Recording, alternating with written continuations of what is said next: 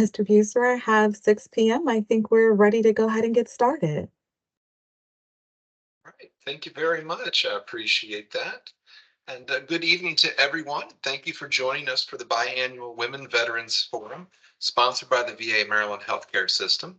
My name is Chris Buser, and I'm the Deputy Medical Center Director for the VA Maryland Healthcare System. And I'm delighted to be joining you for this wonderful public forum.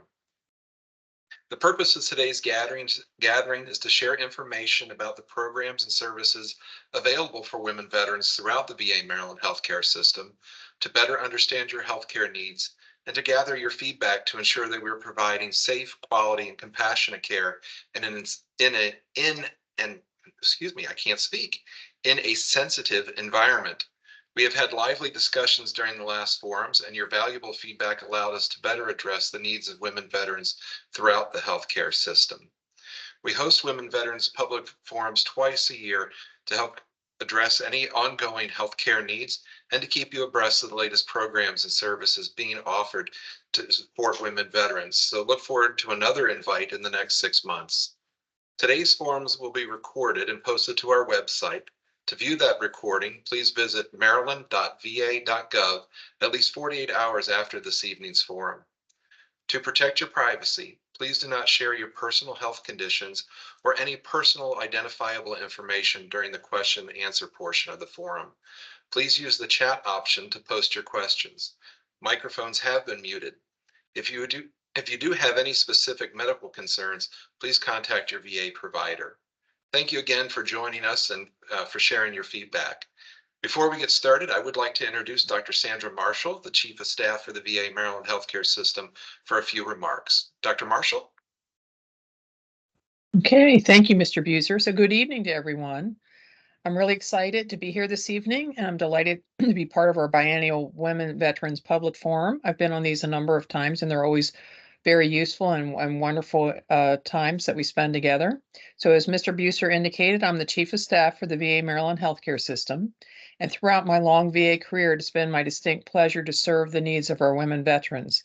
So I'm looking forward this evening to hearing back from you and receiving your feedback so that we can better serve you in the future. I am going to introduce and let you know who's on the forum today. So joining us on today's forum are the following members of our Women Veterans Program for the VA Maryland Healthcare System. First, it's Dr. Catherine Starpoli, who she'll pop in there. There you go. She is our medical director for the Women Veterans Health Program. And then there's Miss Siobhan Kirksey. She was the one there that said hello at the beginning. She's our Women Veterans Health Program Manager. Miss Janita Robinson, who I think many of you may know. She is our Women's Health Nurse Case Manager. And I saw Dr. Rachel Austin a little earlier. She is our Women Veterans Health Program Mental Health Champion. And then we have Miss Maisha Pope from Social Work, one of our most critical positions. And then Miss Saya Yates, who's with our Physical Therapy Department. I'm very excited about having her. And then Dr. Catherine Vega Sanchez, who's our clinical pharmacist for the women's program. Yeah, so everybody got on without any problems. So now I'm going to turn things over to Ms. Kirksey and Dr. Starpoli for a presentation about the VA Maryland Healthcare System Women Veterans Health Program. Dr. Starpoli, I'll allow you to any additional comments before we get started or feedback for our group this evening. Yes, I wanted to welcome everyone. I've also been on all of our forums and they've been exciting. We've been able to talk about various new programs, the programs that we have, and we really want to get out the word about the great work that we are doing with women veterans here and the services that we are offering and the culture change that has occurred throughout VA in the last 20 years that makes it your VA as well. And I'll let you go ahead and talk, Siobhan. Thank you so much, Dr. Starpoli. So we have a quick presentation on the highlights and changes since our last forum. But before we hop fully into it, I want to take the time to honor and say thank you. As we know, the month of March for us is our Women's History Month. And during Women's History Month for 2024, our VA's Office of Women's Health is honoring Native American women veterans. The VA recognizes the impact your advocacy, contributions, and sacrifice have made on our military history. Native American women veterans have had an exemplary tradition of military service for over 200 years, overcoming both adversity and serving at high rates compared to any other demographic, demonstrating your decision in our country and our everlasting commitment to service. Today, women make up about 11.3% of our Native American veteran population, which is a higher percentage than women in all other demographics. During World War I, several Native American women volunteered to join the American Nurse Corps before they were even considered American citizens. During World War II, our Native American women volunteers grew to about 800, joining various branches of military, including the Women's Army Auxiliary Corps, Women Reserves, or Women Accepted for Volunteer Emergency Services, Women Marines, Coast Guard, Women Reserves, and Women's Air Force Service pilots. Native American women continue to serve throughout our history during the Korean War, Vietnam era, Persian Gulf War, and post 9/11, and in several notable roles from nurses to pilots and more. Native American women now serve in all branches of our armed services. So we just want to take this moment and opportunity to honor and thank you for your service as we do a quick presentation. So a little bit about our agenda this evening. We will cover our women's health program offering, just a quick recap. Then we'll talk about some reproductive health updates. We'll focus a little bit on women's health appointments. There's been some concern in regards to language and just understanding the type of appointments and service levels that can be provided to any of our women veterans within the clinic. We'll talk about the Women Veterans Drum Circle that's getting started, as well as a few additional new support groups and offerings that we have. And then we'll open the floor up to any questions that our participants on the call may have for us. So just as a reminder, our women's health program offers women veterans comprehensive health care, which is including primary care care, which is in our women's health clinic or our primary care clinics, but provided by a comprehensive women's health medical provider. We have gynecological services, maternity care, fertility and infertility services, childbirth education classes, and our postpartum support. We continue to offer ultrasounds and mammograms, both on campus as well as in the community. We also have access to mental health care and counseling. We provide lifestyle wellness services, or the term that we use here is whole health. And then I can't forget about our recent expansion with the pelvic floor physical therapy program to help support all our needs throughout the course.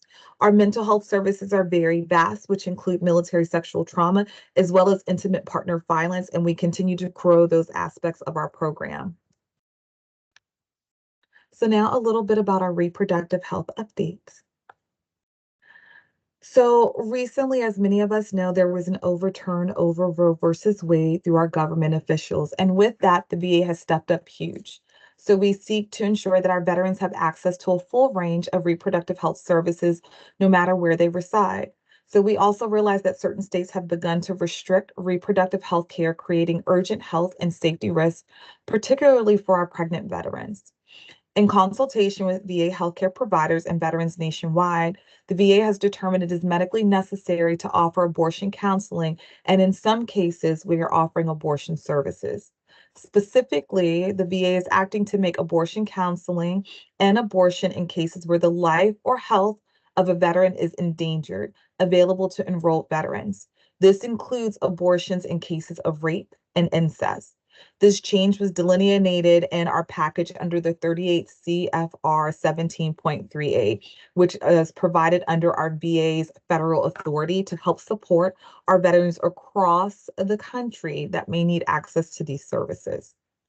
So currently what we provide is the VA provides menopause care, fertility services, contraceptive, emergency contraceptive, as well as maternity care, including life-saving treatment related to pregnancy. This may be medically necessary care for veterans presenting with ectopic pregnancy and miscarriages. So how will we implement and provide these services? Women's health providers and staff can provide abortion counseling and services. The VA will pay for abortion counseling for community providers where available resources may not be available for eligible veterans. The VA will also pay for abortions from community providers in cases where life or health of the veteran is endangered if the pregnancy were carried to term, or in the case of pregnancies resulting from an act of rape or incest. There is no burden of proof for women veterans enrolled for the VA healthcare in need of a medically necessary abortion for rape or incest. So we take a team approach to being able to assist our veterans across the state of Maryland who may be in need of access to these services. That team approach is this team here that works together. So myself, your Women Veterans Program Manager, along with Dr. Starpoli, our Women's Health Medical Director, all work together with our Maternity Care Coordinator, our gynecological staff, our Women's Health Pharmacist, our Women's Health Mental Health Champion, and we also partner with Care in the Community to ensure that our women veterans have timely access to needed services. Our community partners that we participate with, and this is in collaboration with our DCBA. So we have partnerships with the University of Maryland and then also with Washington Hospital Center. And we have that partnership to make sure that we are able to sweep both parts of Maryland. And we are working on establishing and extending those invitations to the Eastern Shore to ensure that our women veterans on the Eastern Shore have appropriate access to care and services as well. So there'll definitely be more to come on how we continue. With that team approach, what that means is we are able, sorry, jumped ahead there. We are able to provide counseling with one of your women's health providers. And then if a decision is made that those services are needed, this team will help coordinate, monitor, and manage your care, connecting you with appropriate services timely, and being able to follow up and help support after any procedures or counseling that are needed to make sure that we are optimizing both your physical health, but as well as your mental health moving forward as well. There's been some recent changes that actually just was released on yesterday, which was excitement for our entire team here.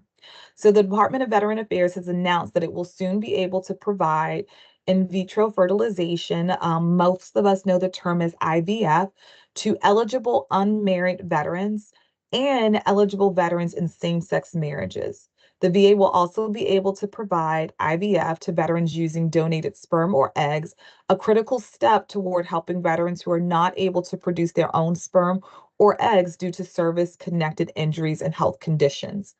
There will be more information and news to come because this is like hot, fresh off the release. But your women's health team here is coordinating to helping support anyone that needs additional access or has additional questions in regards to this recent change. Next, we're going to spend a little bit of time talking about health appointments. And these are meant to be brief and high-level generalizations, but we want to make sure that our women veterans understand the types of appointments that they can have access to within the clinic, and how those appointments can kind of help with their overall health and well-being. So the first is a well woman exam, which many of our women veterans are very familiar with. The components of this exam may include a history, vitals that are taken by the LPN or registered nurse within the clinic. There is a pelvic exam that would include pap smear or any additional STI testing, as well as possibly a manual breast exam within the clinic and an order for a mammogram if it is needed at that time of service.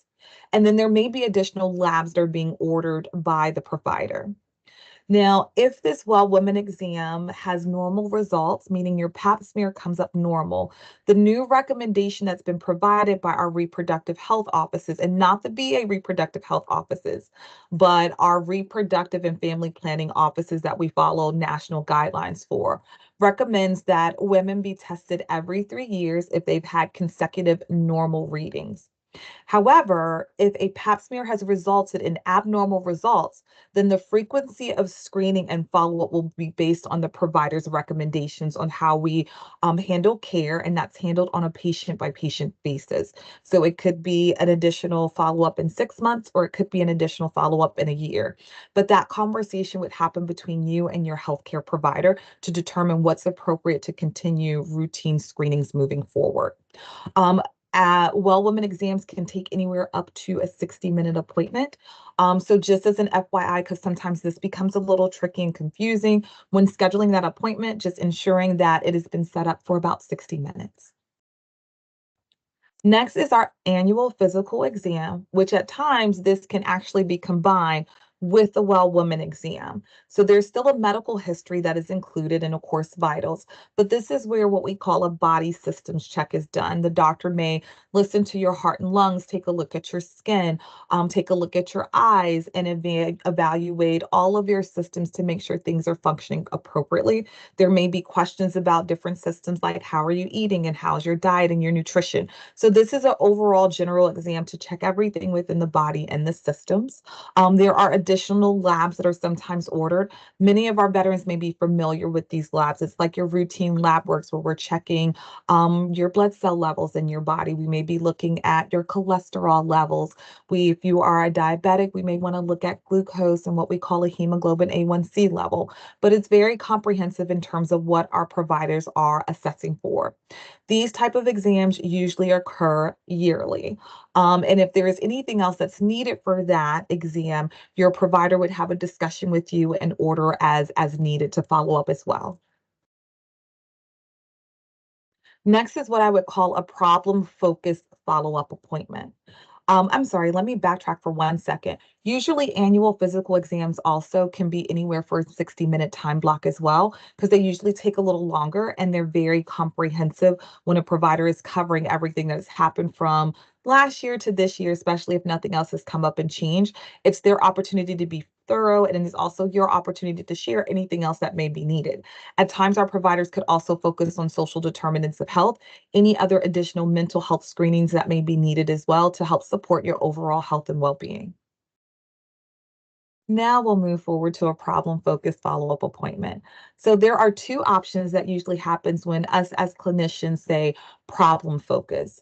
One could be a sick visit. So coming in for a sore throat, a cold, you hurt your finger, you stubbed your toe. Those are what we consider to be sick visits.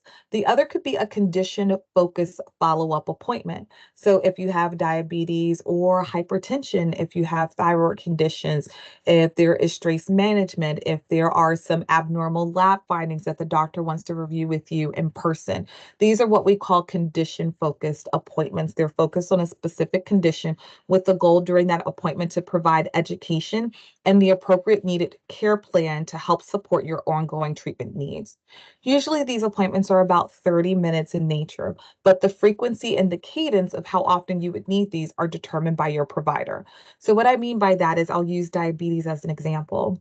If we have someone that relatively has a high level when it comes to their blood sugar and their hemoglobin A1C has been a little high, and the doctor is actively working with you to manage through medication, diet, and exercise, the doctor might want to follow up with you every 3 months. If someone is coming in for hypertension and we've recently just done a change to the medication, that frequency may look a little different. The doctor might want to see you in 2 weeks to check in and follow up and see how things are going. And then they could quite possibly push you out from 1 month to 3 months, depending on what you're working on together and how you're managing those symptomologies. The same could be for a sick visit or cold or other problems. So if you had a broken finger, there may be referrals that are made to orthopedics and follow-up appointments with them that may be the same level or time slot, but then that primary care provider might bring you in maybe after a surgical procedure or after that follow-up to check in and understand care goals together to make sure we are aligned when it comes to helping to support your health and well-being through the specialist and the primary care provider. Next is what I would like to call your sexually transmitted infection testing. This testing is specific to any female veteran that is sexually active and may either be prone to risky behavior or may not be and just are looking to be safe and understand their risk. So this does include a pelvic exam, at times with specific vaginal exams and swabs that may be needed. At times there may also be lab tests that's needed as well, which can include urine samples as well as any additional blood work if someone identifies being at high risk. Frequency of this, again, depends on sexual risk, or sometimes during sexual encounters with our partners, mistakes happen where we're concerned. And sometimes that concern can be about STI if we're unsure.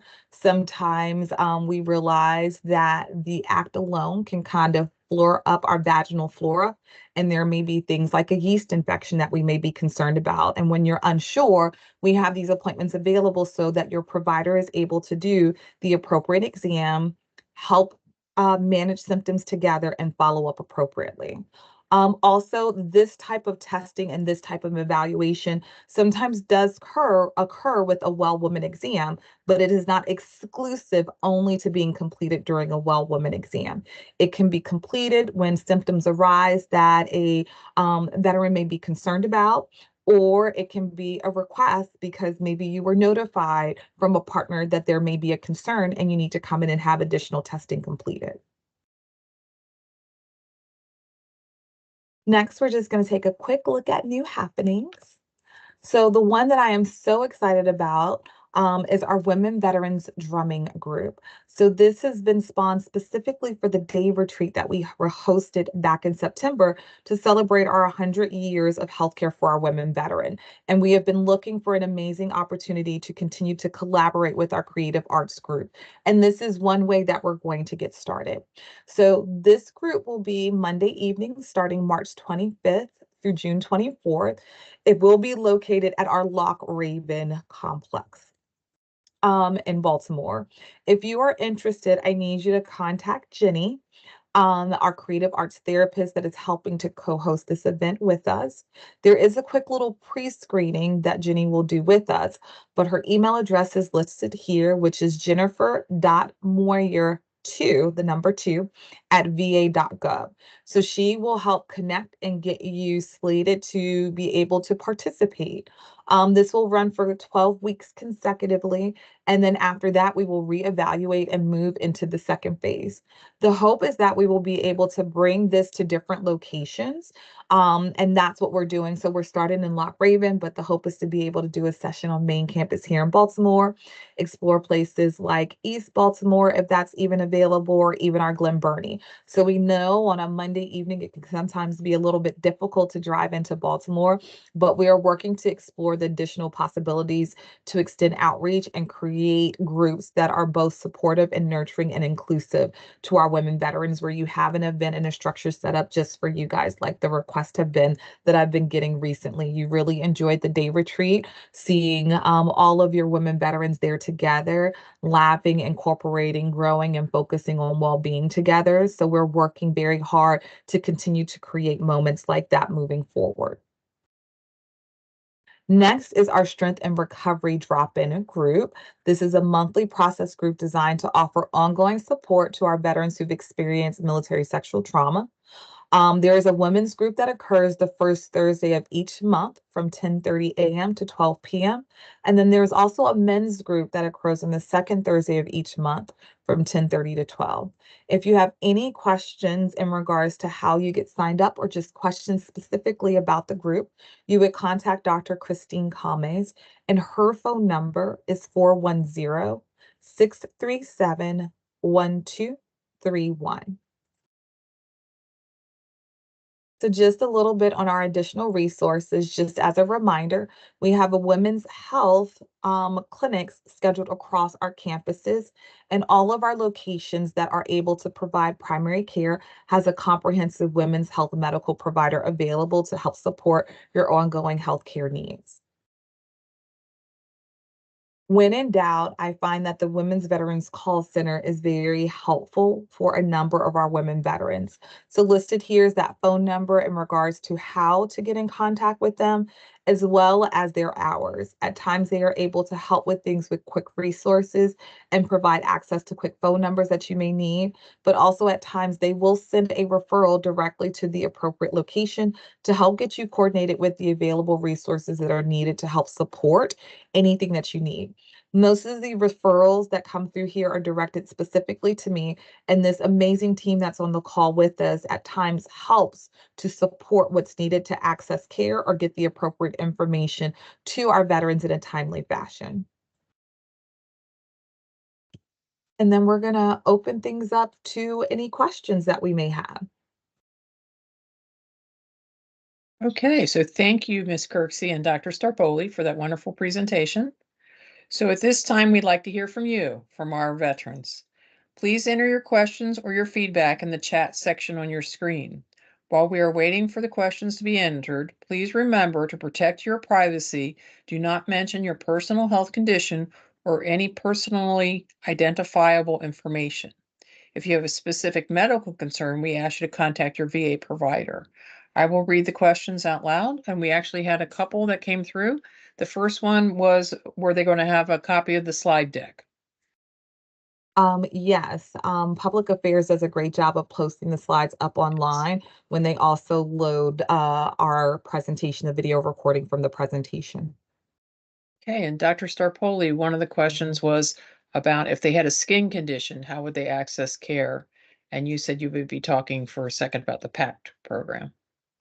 Yes, yes. So, if someone has a concern about any kind of medical change or any medical condition, they can certainly make an appointment with their primary care physician or nurse practitioner, and that can be addressed there. I certainly encourage people to bring up their concerns because there are a lot of things that go on at a medical visit. There's a lot of screening.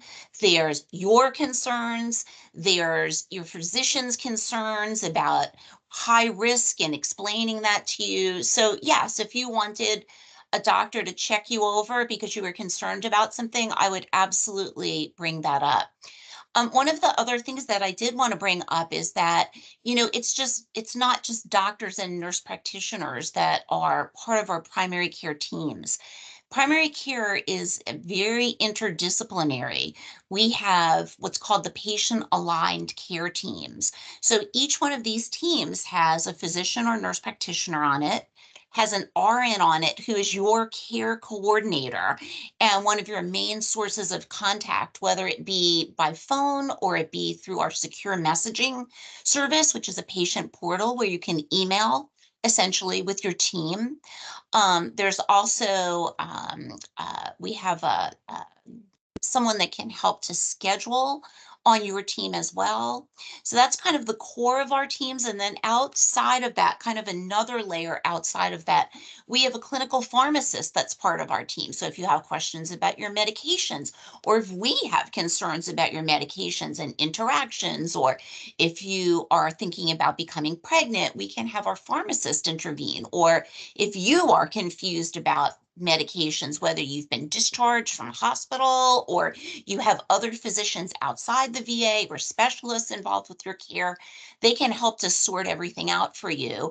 We also have mental health people that are part of our patient aligned care teams as well. So it's really a group of people that are involved from all different disciplines. And sometimes it's better, I think, if you can access some of those people as well. It may go through your primary care physician or nurse practitioner, but once you're established with those people, you can reach out to them as well. So I think it's, often if you have a chronic condition, our pharmacist can follow you and make medication adjustments for you if they're small, and you can be seen very frequently with the help of all of our other care team members.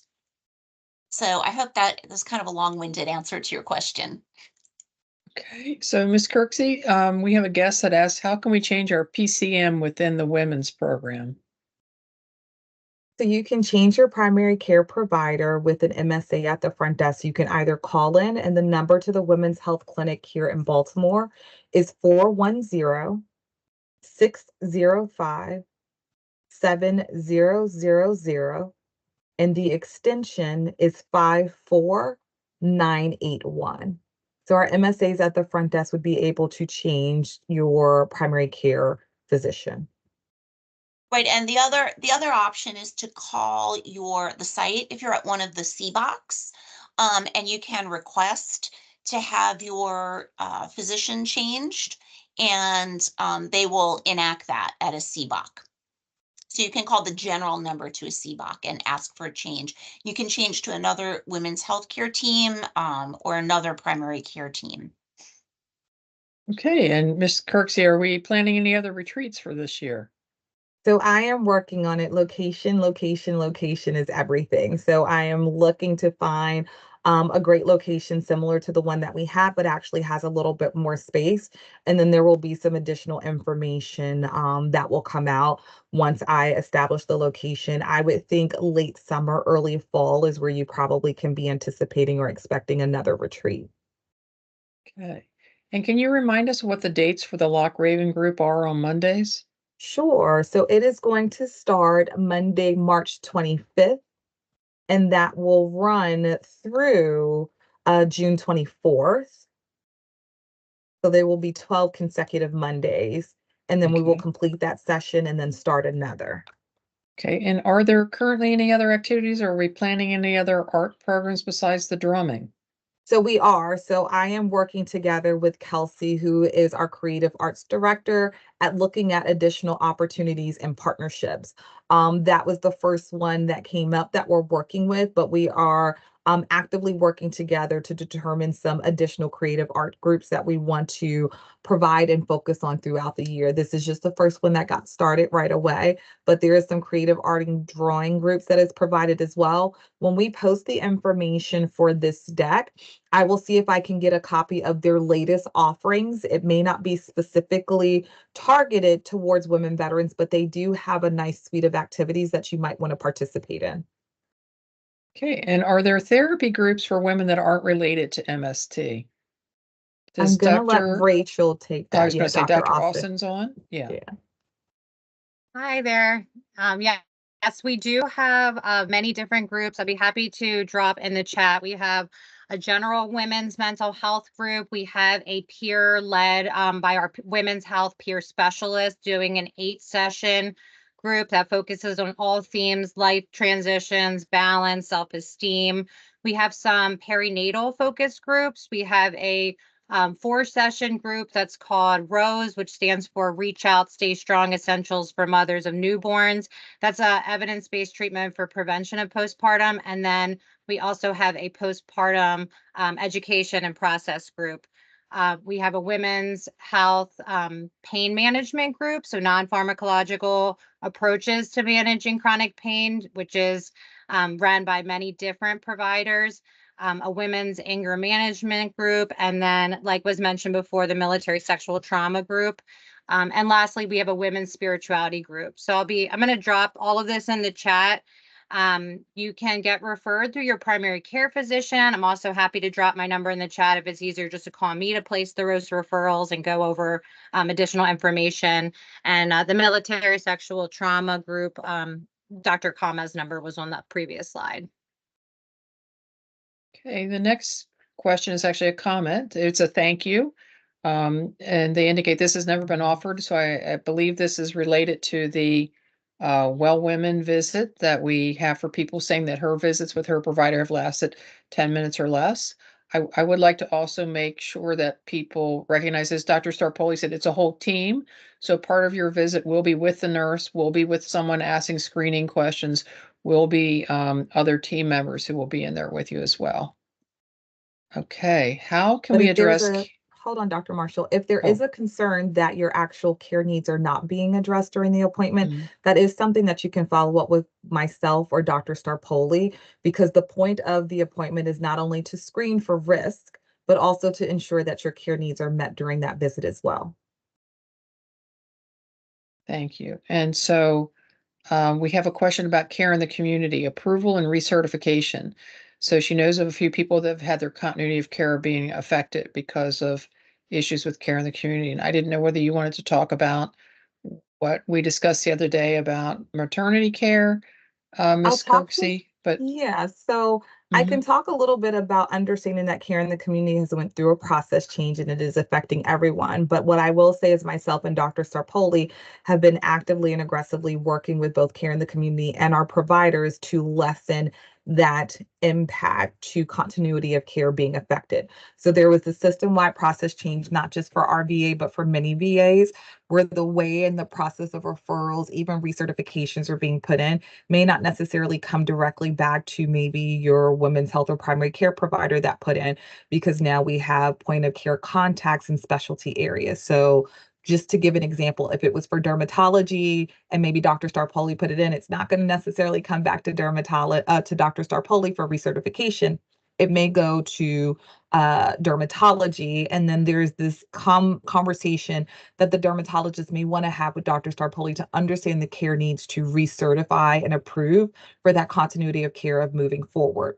Some of the other things that Dr. Marshall and myself have talked about and thought about is also being able to help ensure that our veterans are able to kind of self-schedule for specific appointments. And we're working that out also with care in the community to lessen that effect. Now, realizing that we definitely have to get the approval and recertification completed first, but then also making things easier to allow our veterans that can be able to self-schedule appointments and coordinate care appropriately. and I can let people know that we are moving towards more self-scheduling, in care in the community that hopefully will improve that aspect of that program. We did had a veteran that went to Perry Point to the recovery center and took some classes in Tai Chi, yoga and mindfulness, and then she received a bill. And I'm sorry to hear this, for $200. She was never informed that there were during the orientation there would be a copay. So she wanted to know whether there's a copay for any of these women veterans groups that you're describing tonight. So I will follow up with Jennifer and get that information posted. To my knowledge, there should not be a copay. I do realize though that some of our veterans do have copays for different services they come in with, but I don't think the groups are one of them. But what I can do is double check with Jennifer and get that information back to make sure and ensure that Jennifer, who will do a lot of your pre-screening before getting you signed up, is aware to provide that information if in fact it is, especially if that changes your mind as to whether or not you would like to participate. Okay, I'd like Ms. Pope, if she's available. Can you provide some information about the caregiver program and the different levels of support? Most of the times I see women as caregivers for their family members. They have information for the kinds of support available in the community, including virtual care groups.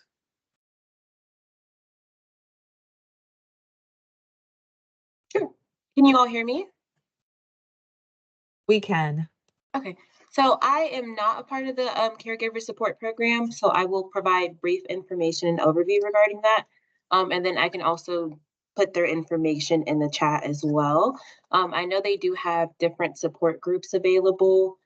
There is a general caregiver support group available for all of our veterans as well. I do believe that some of the veterans can attend that group, even if they are the veteran caring for someone else. There's also the Comprehensive Caregiver Support Program. That is the program with the stipend and things of that nature. If you all would like, I can put that in the chat, but I am honestly out of the loop regarding the Caregiver Support Program because that is separate. Right. And so I used to participate as one of the intake people for the caregiver support. And so you're correct. There's the general program, which is open to everyone. There is the comprehensive program. And I don't know who just put that up in the chat box. In the screen, it keeps coming up and then going down. it's like It's flagged me. I'm out. trying to see how I can Okay. drop it in the chat for everyone. Right. So that explains the difference between the two programs, the different levels of support that you can have. Prior to COVID, we used to have an annual caregiver support day where we would have a lot of speakers come in, a lot of giveaways and things like that. We'd like to get started back doing that again now that we're post-COVID. But there is an intake and there is an evaluation for determination of eligibility for the comprehensive caregiver support program. And one of the things that we were able to do at the group meetings was to provide information about support groups and things that were available in the community with the staff there. So If we can get the caregiver support information, how to contact them, Ms. Kirksey, that'd be great to put that in there. And there So- is also the National Caregiver Support Line. They're Yes. able to give you information as well. I believe they're still open till 8 p.m. If you're also having like a bad day, an off day, or you're just unsure of what other resources there are out there, you can call the national line. They can give you information, and they can also refer you to local. They can also help advocate on your behalf as well. We have a veteran who's having difficulty getting anyone to return their calls for CITC, for care in the community. Can I ask Ms. Kirksey if they email you with their information, we can get them connected to the right person? They sure can. They can either Yeah. email me or give me a call. I will forewarn, I'm at an outreach enrollment affair tomorrow, but my office phone number is 410-605-7275. So you can reach out to me directly and leave me a message, or you can most certainly can email me. And my email address is S as in Sam, I as in Igloo, O as in October, B as in Beta, H is in Henry, A is in Alpha, N is in Nancy, dot, K is in Kite, I is in Igloo, R is in Robert, K is in Kite, S is in Sam, E is in Eggs, Y is in Yellow, at va.gov. I will help navigate and help support any way that I can to help figure out what's going on and get you access to care and questions answered. Okay, Ms. Kirksey, they want to know how they can get on the email list for upcoming events and additional groups that we have. So I pull a distribution list with help of public affairs for our enrollment group. So if you are enrolled and we have an email address on file, that would be how I am able to connect and get in contact with you and ensure that you have any updated information. I also do work with public affairs to post anything that I am hosting and have going on to our social media accounts as well. And I actually digitally work to ensure that, if possible, we do some quick mailers as well. We are working hard within the Women's Health Department to set up our own kind of page that we can change and provide updates a little bit more frequently. So there will be more to come on that, but we will, once we have everything up and set up, you will be able to have access to be able to see things more timely, especially our different groups, because this group that I work with is absolutely amazing. And I feel like we create new support groups and new offerings in different areas, whether that is within our clinic environment, but also to help support our whole health and holistic options as well.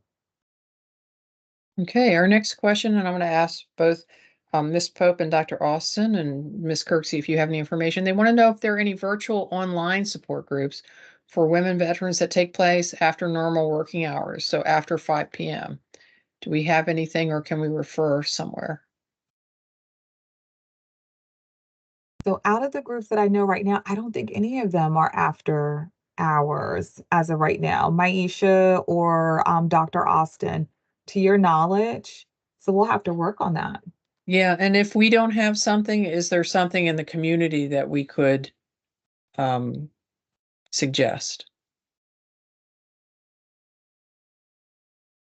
To my knowledge, we don't have any right now. I know a lot of people get off at like 4, 4:30, and 5. Mhm. Depending on what type of support groups you're looking for, there may be support groups through like SAMHSA, and things like that. But to my knowledge, there's not any that we have within VAMX.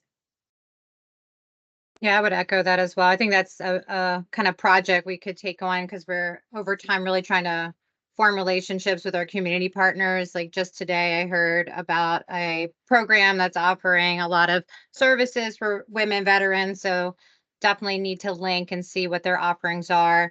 I know for folks that are in the perinatal or postpartum or have young children, that postpartum.net does have fabulous groups for parents. Vet centers typically have some evening groups, although I'm not familiar with any women specific groups, and Easter seals. So I'll drop these in the chat too, but definitely noting that that's a gap area.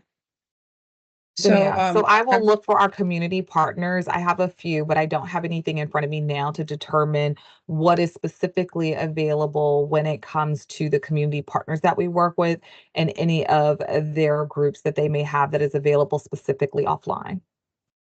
and I will tell you, we have an annual mental health forum, and we also have a monthly meeting with our veteran service organization. So when we have our meeting this month coming up, I will reach out to them and the Maryland Veterans Group and some other groups that are there and find out and share that information with Ms. Kirksey if there are.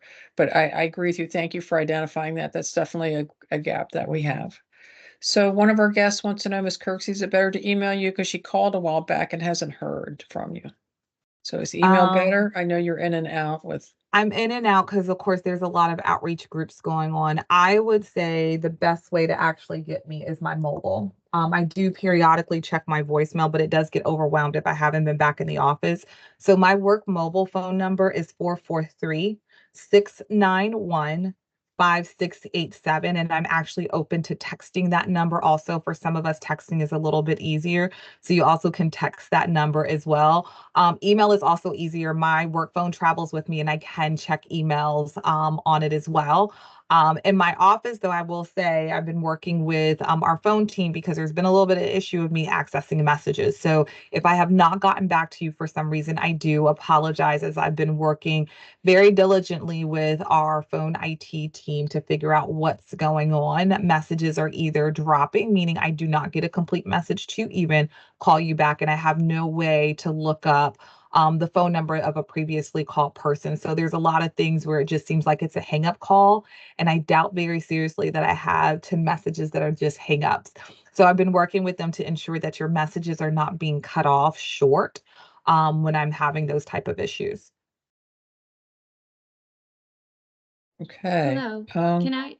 Oh, hi, this is Go Dr. ahead. Yates. I wanted to make a quick comment from the earlier post on the classes of Tai Chi yoga mindfulness where the copay came up. I would please let me know. We do have similar classes. They're virtual and they're run through PMRS, so the physical medicine rehab, and none of those should have copays. We have had incidences in the past where people were mailed a bill and they brought it to our attention and they did not have to pay the bill because you should not have a copay. So I am not sure for this scenario. Um, if the bill should have even gone to you or if it was through like physical occupational therapy services. But I would be happy to follow up with one of the Perry Point or at least the PMRS person at Perry Point if it was a concern. And I'm just gonna drop my email in the chat as well. Okay, so the request, Ms. Kirksey, is for us to start developing our own VA support groups. So But I think the bigger request is that you want us to develop them after hours because yes, Maisha and Saya and Dr. Austin and Janita and Maisha, they all have developed amazing support groups. But the real issue is we need to start developing a few after hours to help support, and we'll look into that. okay. And our veterans are always wonderful to each other. So someone put in here that NAMI.org. You can look up and see what groups are offered in your area. And that is one of the groups that comes to our annual forum. And we have worked with them. Dr. Vega Sanchez put in that postpartum.net is an option for you. Dr. Austin put in, again, postpartum.net, the vet centers and Easter seals. And now I'm having trouble getting the cursor to move here.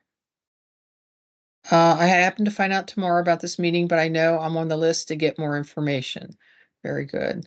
And then Dr. Let's see, it's Miss Pope put in the VA Dementia Caregiver Support Group meets. Wow. You're having trouble with your phone. I'm having trouble with my computer.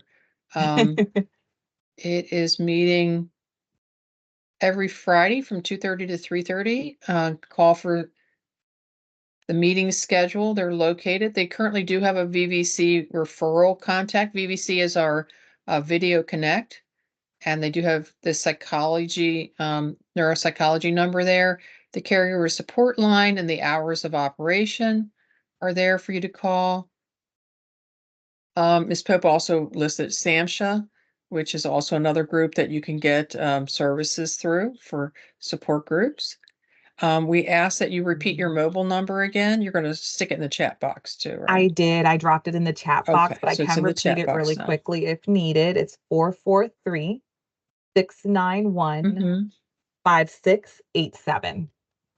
Okay, and we also have a finest support group for mental health, drugs, alcohol. That is in there. We also have an individual who said they've been identified as having dense breast tissue, or if a person has been identified as having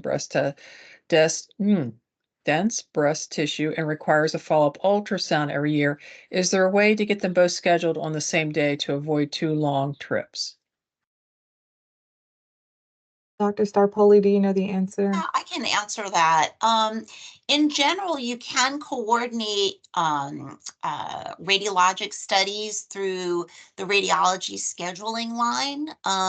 In general, our radiologists don't recommend following dense breasts with ultrasound unless there is something that is concerning in their readings. For example, if people are being followed with a diagnostic mammogram, they may or may not get ultrasound based on the radiologist's findings. And when people get a diagnostic ultrasound, the radiologist is right there to look at the pictures and decide what else is needed, as opposed to a screening tests where the pictures are taken and reviewed later. But I think the question is, can you get 2 studies scheduled at the same time? And the answer is yes. If you speak with the radiology department, they should be able to coordinate that for you. Given Okay, that things are due at that time. Yeah. and I see Miss Kirksey's phone number is in there. And I saw Miss Yates put in her email. So the person that had the issue with the bill, please contact her and let's see if that was an error or whether there's an option for covering that. We do have a guest that said that they've had the same issue in calling the women's clinic or other clinics at the Baltimore number, leaving messages and no return calls.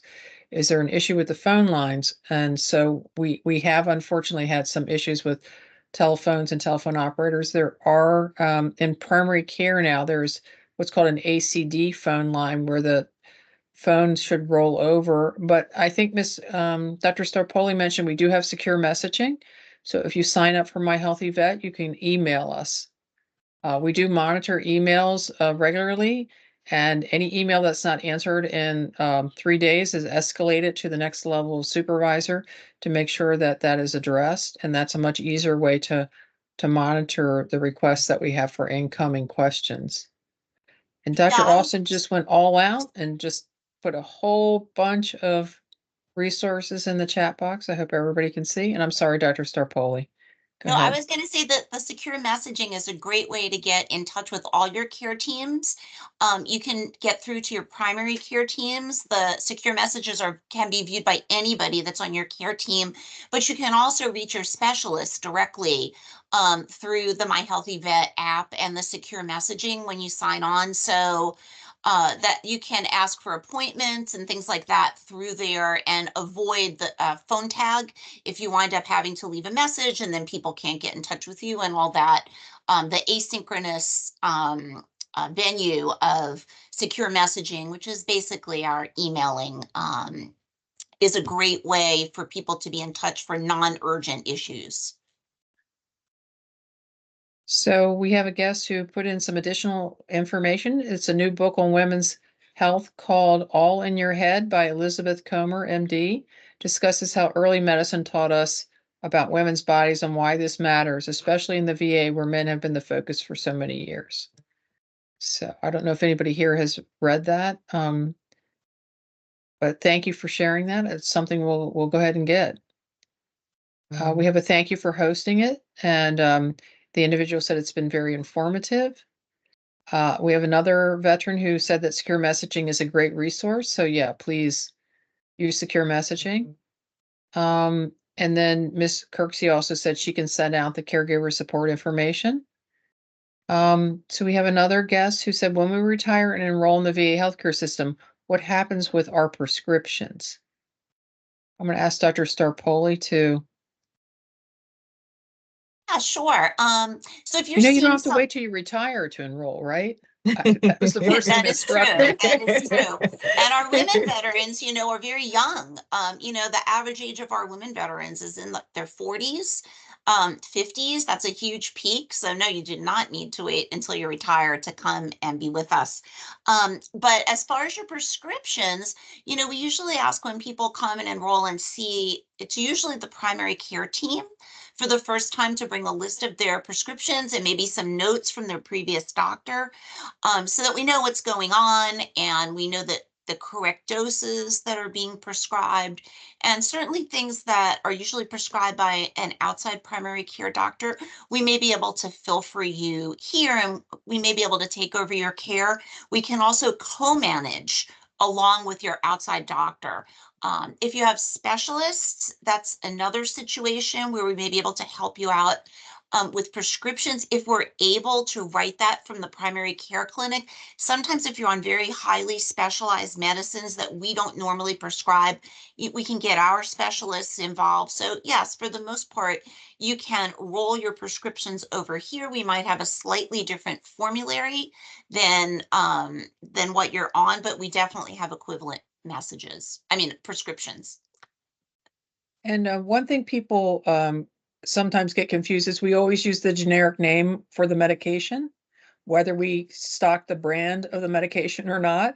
So sometimes people think that we're prescribing all generics, which is not true, but we always prescribe medications that has been clearly vetted by the FDA has been equivalent if it is a generic formulation. So, okay. So the next question we have is, how can we get our different teams activated within My Healthy Vet? If the team is not activated in their account, they can't message them. Is there any way to get My Healthy Vet access to clinics? I can answer that question. Yeah, what you would need to do is everybody will get hooked up with their primary care team. Once you're assigned to the primary care team, you should have access to them.